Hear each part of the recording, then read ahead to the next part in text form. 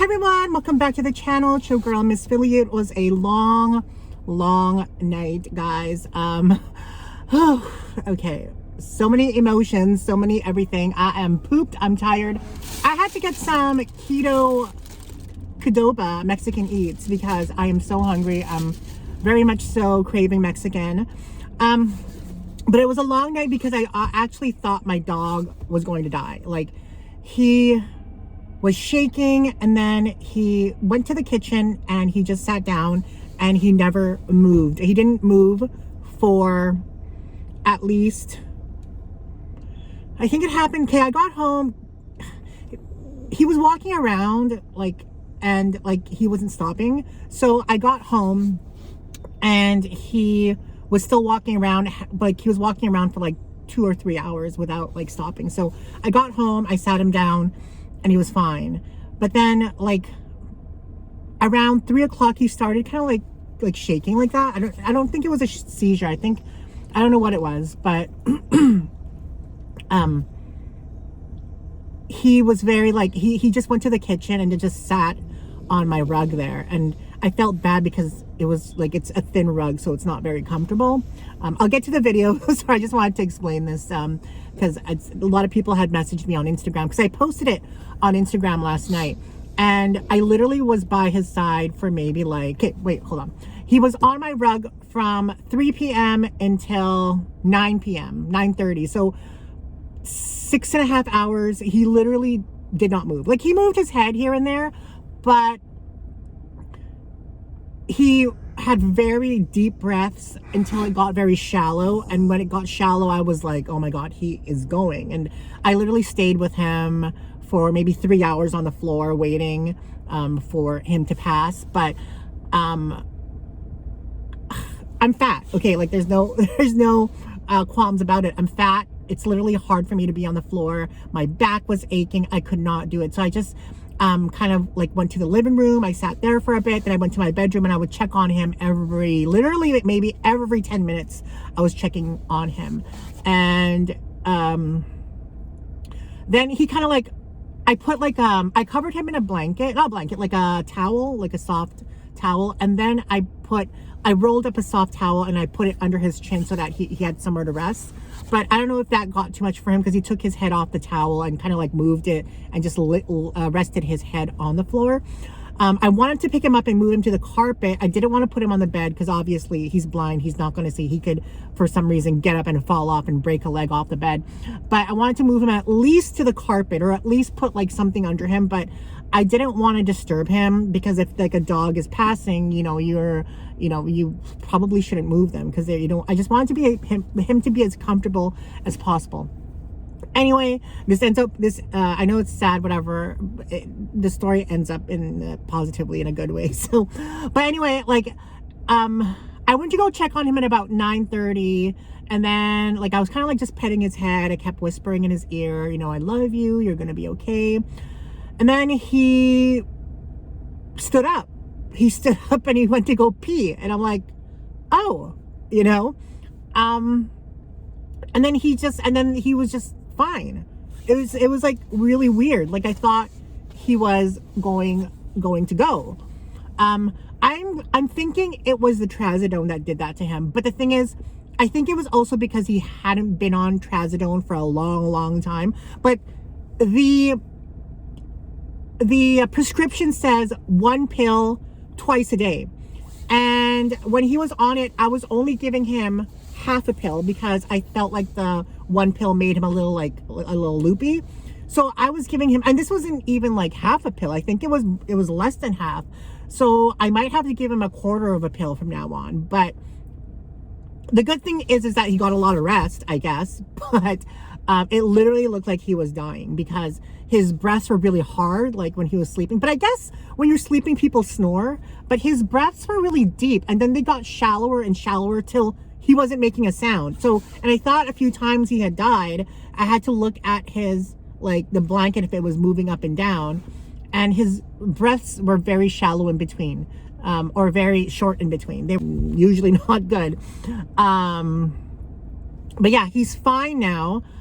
He's still very like senile, and it's he's just running into walls. And that's why I actually went to Value Village to buy a bunch more pillows to line against my walls, because it can't be good hitting his head all the time. But I have a bunch of things lining my walls. Like I have garbage bags full of clothes, I have pillows, I have bunched up comforters. My place looks like a mess, but I love my dog and I don't want him to be in pain. So but yeah, he's okay now.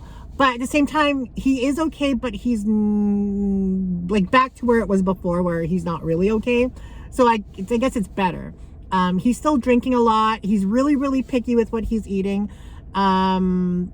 It's just a weird feeling, because you go through all the emotions of expecting someone to pass and then they don't. And it's like, and I'm thinking to myself, oh my God, when this actually happens, I'm going to have to do it all over again. And it was exhausting. It was exhausting having to cry. And, you know, and don't get me wrong, I'm 100% happy that he's fine and he's okay. But just the thought of going through that again. I'll be honest though, I've had 3 other dogs pass on me. And the first time when I was a kid, it was traumatic. Second time, it was sudden. So that was traumatic. Third time, it was a little bit easier, but the pain was still very, very substantial. But it was a little bit easier to deal with because there was expectation of it happening. So I feel like this time around also I'm expecting it, so it's going to be a little. When I say a little, I just mean I'm not going to be erratic and psychotic and bawling my eyes out and, you know, crazy like I can't do anything. Because I remember when my second dog died suddenly by choking, I was literally bedridden for like 2 or 3 days because it was very traumatic for him and for me, you know. And I feel like when it's traumatic, it's a little bit different than when you're expecting it and it's slowly happening. But it's still equally as saddening. But anyway, so yeah, thank you to everybody who reached out to me on Instagram for all the messages. I appreciate it. I didn't message anybody back I messaged some people back on Instagram, but I didn't actually post anything about it on Instagram that my dog is okay. I don't know. I don't want to relive it again. And, you know, anyway, so that's that. Sorry for the whole long ass intro, but that's what happened last night. But this morning I ended up selling my black pair of mucklucks to this lady on Facebook, and she paid $100. I paid $20. Okay, and whatever, I'm okay. I'm just, you know, and the thing is, I prepped it last night. I even took pictures of it. So what I had done was I took pictures of it, but I hid the tag. So I guess I forgot about the tag and didn't remove the tag. So when I went to go meet her at my apartment, I had him in like the presentation was like bomb.com. Like I had a nice paper bag, a nice paper bag I placed it inside of. And then I asked her to look at it. She looked at it. And then when I put it back, I didn't even see the tag when she was looking at it. But then when I put it back into the paper bag, boom, I saw the freaking $30 price tag on it. I was like, oh my God. And I was really, really tempted to just go in and rip the tag right away. Because I know people have done that, where they just like that. And then the people's like, oh, what are you doing? And then, because I know my friend had done that before. And she's like, oh, sorry, I just left the tag on. But it was too late. Like, it was too late. I wasn't gonna, like, it was just gonna be weird and awkward. And when she drove off, there was like a pause before she drove off. So she's probably looking at the tag like, what the fuck? I paid $100 and this bitch paid $20. So I just messaged her. I was like, look, like, I'll be 100% real with ya, okay? I am a reseller. I thrift at thrift stores. This is my full-time job. I apologize for leaving the price tag on, but, and I made an explanation. I was like, I do price things way lower than retail and very comparable to things listed like online or wherever comps are. And sometimes I list them either on par or below that. And she, at least it was someone who understood it, because she messaged me back to say, I have friends that do that too. So, but I've had instances where I have talked to people about it, and they would get really pissed if they found out what I paid and then find out what they paid. And then it's kind of like, you know, because the thing is, it's really difficult to explain it to people who don't understand the concept of reselling or thrifting. Well, thrifting to resell. Thrifting, I'm sure they understand, but the reselling part, you know, even though they don't really know that everybody in business gets something for a price and sells it up charges, you know. Even that whole dossier collab I did, like, even though their prices are significantly low, $29 to $49, they're probably paying 5 to 10. So it's not a huge markup, but it is a markup nonetheless. But when you think of other like companies like say Dior Sauvage or Chanel, Mademoiselle, like their perfumes, they pay $5 to $10, maybe $15, maybe $20 because of advertising and all that stuff. But in reality, what do you pay? You're paying $200, you're paying $180, you're paying exorbitant prices. And worth is very subjective to people, and they don't understand. There's one time back in the day, a long time ago, before Value Village were greedy motherfuckers, and before they took away our 30% off, and before they upmarked everything.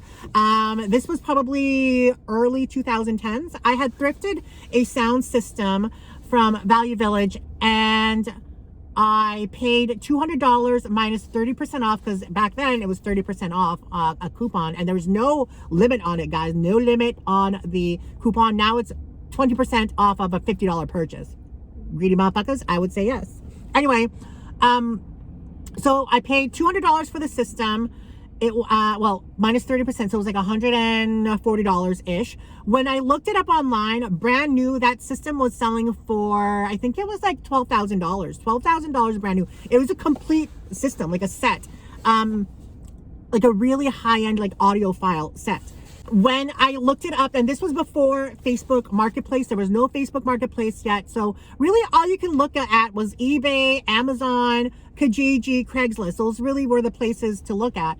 And when I looked at those, the comps, they were at like 8,000 for excellent condition, like, you know, excellent condition, still had the box. This had the box. This was in excellent condition. I tested everything. Everything was like bomb.com. And the only reason I bought it for that price was because they offered returns, well, not returns, exchanges on electronics. Now they don't. They took that shit away. So I bought it, and I have a friend who is an audiophile. I ended up selling it to her for $3,000, and she was like ecstatic, because I mean, she set up her TV to it, her CD player, or her iPod, whatever, back in the day. And when she found out that I paid $140, she was pissed. And I had like, it almost ruined our friendship. And I had to tell her, I had to like literally sit her down and explain to her. I'm like, look, like, I get that you're mad because I pretty much made what, $2,000 something off of you, but at the same time you're getting like an amazing deal. It's something that you wanted. It's way less than retail and way less than selling used. I mean, retail 12, used 8, 7 to 8,000, and you paid 3, you know? So in the end she kind of understood, but I feel like she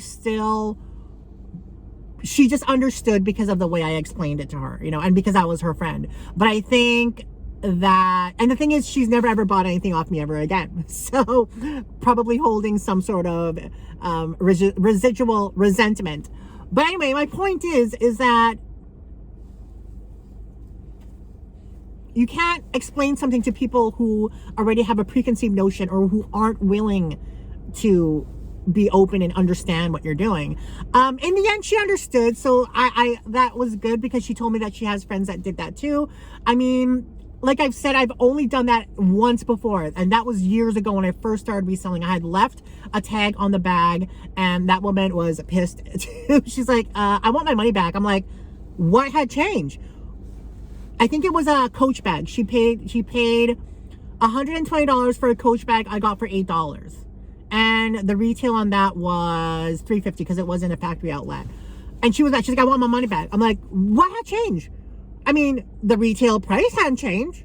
The sale price hadn't changed. Like, really, the only thing that changed was your perception of, you know, of what you think. That's like a you problem. You thought it was a deal when you bought it, you know. Now it's not a deal because you found out what I paid. It doesn't make sense at all to me. Anyway, my point is, be careful. Always check your tags. I posted it on Instagram. I got so many messages from people who said that it happened to them, and they're pros too. So it's not just me. I've been doing this for freaking 12 years, and it's still not second time that happened now. So that's what happened last night and today. And I'm gonna go home. I'm gonna take care of my dog. Probably do some listings, and call it. And that's gonna be my weekend because I need to I need to woosah. Anyway, guys, I hope you enjoyed this video. Again, thank you to everybody who sent me a message regarding my dog. I appreciate it. Don't forget to remain positive, productive, and progressive. Keep manifesting those dreams because they will come true. I'll see you guys in the next video. I love you. Bye.